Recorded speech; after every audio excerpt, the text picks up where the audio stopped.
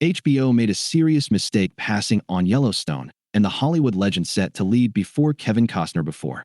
Yellowstone was the Paramount Network's flagship brand and Kevin Costner, the face that drew in audiences from around the world.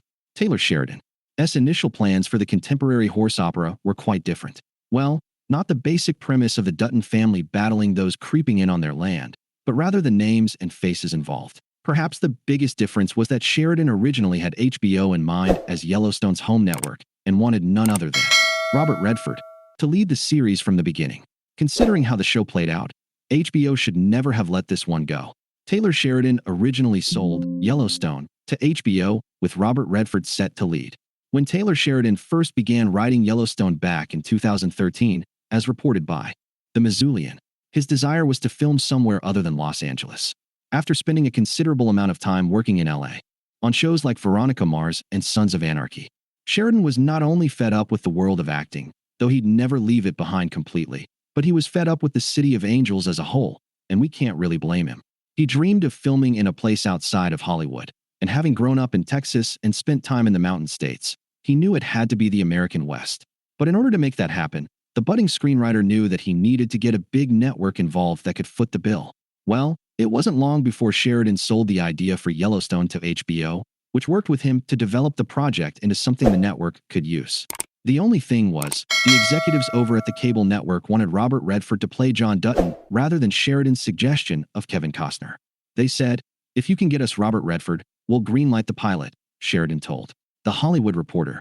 Years later, it wasn't long before the determined Sheridan secured Redford, who retired from acting after starring in The Old Man and the Gun in 2018, and it seemed as if Yellowstone was finally going somewhere.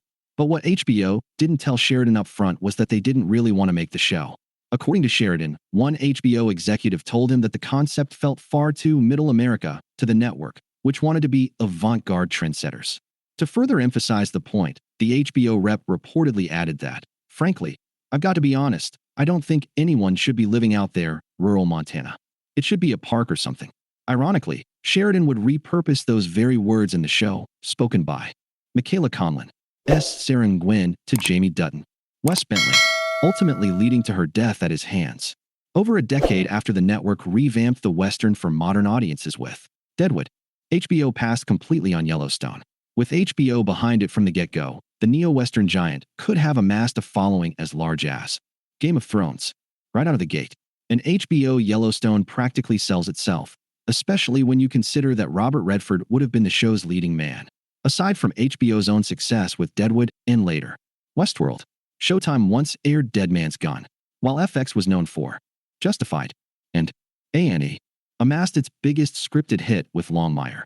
It's easy to see how the Western series would fit into the network's vast catalog of prestige TV hits.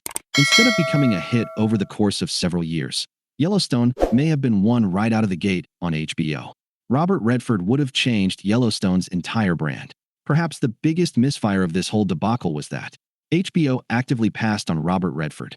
After telling the network that he had convinced the Hollywood icon to saddle up for the project, they asserted that they meant they were looking for a Robert Redford type. But considering Redford has a strong presence within the Western, has even played parts in contemporary Western settings, such as the highly underrated and unfinished Life, passing on the star is insane. Could you imagine Redford as John Dutton? Not to speak ill of Kevin Costner, who did a phenomenal job in the role and really made it his own, but Redford as the Dutton patriarch would have been superb. His gruff charisma and intense appearance would have lent themselves perfectly to Sheridan's vision of the modern American West, and no doubt would have surprised audiences with what he's capable of. Not that we didn't already know. But more than that, a Robert Redford-led Yellowstone also may have brought in an even larger audience than the show has now. Many who remember and hold on to Redford from his more youthful days, as the Sundance Kid or Jeremiah Johnson, would have flocked to HBO to see where the famed Western hero was going next. It's been some time since he'd appeared in a distinctly Western project, with the aforementioned An Unfinished Life and The Horse Whisperer a few years prior, being the last two to fit the bill, not to mention television. Yellowstone would have marked Redford's first time in a small screen role since the 1960s, which itself would have been an event the network could have celebrated. By the time HBO passed on the show, Redford was no longer involved in the project, and Sheridan's first choice in Kevin Costner was pursued instead. HBO missed out on a massive Western franchise, but it worked out for Paramount. In his THR interview, Sheridan notes that HBO's Michael Lombardo, who reportedly believed in the show's promise, got the filmmaker the rights back to the project before he left the network, which is highly unusual for the cable giant since HBO holds even its undeveloped scripts close to the chest. It was a serious mistake for HBO to let Yellowstone go, if not because the show almost single-handedly established the Paramount Network's credibility as an actual prestige TV outlet, one that pulls from both sides of the geopolitical aisle and has continued to prop Sheridan up. With various spin-off productions and a highly devoted fan base, it's easy to see why Sheridan's vision drew in so many. There's no doubt that the folks over at HBO are kicking themselves, although they did bring back Deadwood in 2019 for a feature film revival. They let slip their hold on the Western reins long ago. It worked out for Redford in the end, too, though. Had he been too busy with Yellowstone, the hit AMC series Dark Winds, which, in turn, benefited from Yellowstone's success, may not have gotten off the ground. Ultimately, Sheridan got to tell his story his way, something that may not have been true at HBO.